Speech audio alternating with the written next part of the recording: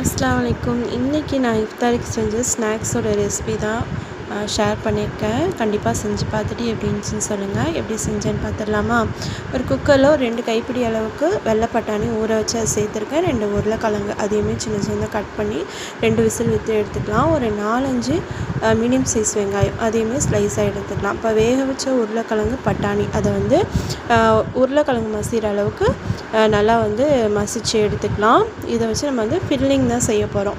இப்போ ஒரு கடாயில் கொஞ்சமாக எண்ணெய் விட்டு கட் பண்ண வெங்காயம் சேர்த்து நல்லா கண்ணாடி பதம் அளவு வரைக்கும் வதக்கிட்டு, அது கூடவே கொஞ்சமாக இஞ்சி பூண்டு அதையும் சேர்த்து வதக்கிட்டு, மஞ்சள்தூள், மிளகாய்த்தூள், கரம் மசாலா, ஜீரகத்தூள், காரம் வந்து நான் கம்மியாக தான் சேர்த்துருக்கேன். உங்களுக்கு தேவையான அளவுக்கு சேர்த்துக்கோங்க.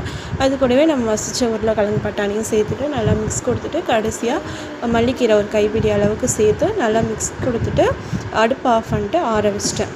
இப்போ வந்து இந்த ஃபில்லிங் வைக்கிறதுக்கு ஒரு மாவு பேட்டர்ன் ரெடி பண்ண போகிறோம். அது வந்து 2 மீடியம் சைஸ் வெங்காயம், ஒரு முட்டை, 1 கப் அளவுக்கு மைதா, கொஞ்சமாக உப்பு சேர்த்து தேவையான அளவுக்கு தண்ணி ஊற்றி நல்லா ஃபைனாக வந்து அரைச்சி எடுத்துக்கிட்டேன். நான் 2 கப் அளவுக்கு மைதா, 2 முட்டை சேர்த்து 2 பேட்சாக நான் வந்து அரைச்சி எடுத்துக்கிட்டு இதை வந்து ஃபில்ட்ரு பண்ணியிருக்கேன். ஜாலருன்னு ஒன்று சொல்லுவாங்க, அந்த மெத்தடு தான். அதுக்கு வந்து தேங்காய் பால் ஊற்றுவாங்க.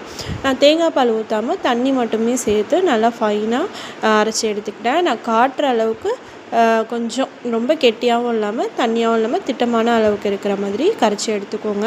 நான் இந்த பாட்டிலில் ஊற்றி தான் நான் வந்து செய்ய போகிறேன். அப்போ தான் வந்து தோசைக்கல்லில் ஊற்றுறதுக்கு வந்து கரெக்டாக இருக்கும் அப்படின்ட்டு. இப்போ வந்து தோசைக்கல் நல்லா சூடானதுமே எண்ணெயை தேய்ச்சிட்டு இதை வந்து நான் ஊற்றுற மாதிரி ஊற்றிக்கலாம். இல்லை உங்களுக்கு என்ன இது வருதோ அந்த மாதிரி ஊற்றிக்கலாம். மேலே வந்து எண்ணெய் இல்லாட்டி நெய் அப்ளை பண்ணிவிட்டு ஒரு 2-3 நிமிஷம் தான், அதுக்குள்ளேயே வந்து அது வெந்துடும். கொஞ்சம் கிறிஸ்பியாக இருக்கும்போது நம்ம எடுத்துட வேண்டியதான். இப்போ அந்த ஃபில்லிங்கை இதில் வச்சு 2 சைடுமே மடக்கிட்டு நடுப்புற வந்து ரோல் பண்ணி வச்சிட வேண்டியதான். இது வந்து ஜாலர் லாப்பா சுடுவாங்க. அது வந்து 4-5 ஜாலர் சுட்டுட்டு அதுக்கப்புறமா ஃபில்லிங் வச்சு செய்வாங்க. நான் அப்படி செய்யாமல் ஒரே ஒரு ஜாலரில் வந்து ஃபில்லிங் வச்சு செஞ்சேன்.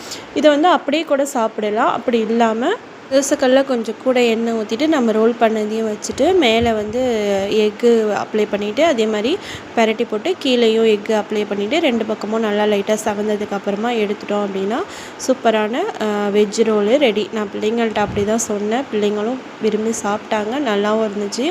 டீப் ஃப்ரை ஐட்டம்ஸ் வேணாம் இஃப்தாருக்கு அப்படின்னு நினைக்கிறவங்க இதை வந்து கண்டிப்பாக நீங்கள் ட்ரை பண்ணி பார்க்கலாம். ட்ரை பண்ணி பார்த்துட்டு கண்டிப்பாக எப்படி இருந்துச்சுன்னு சொல்லிட்டு கமெண்ட் பண்ணுங்கள். என்னோடய சேனலை மறக்காமல் சப்ஸ்கிரைப் பண்ணுங்கள். Thank you for watching.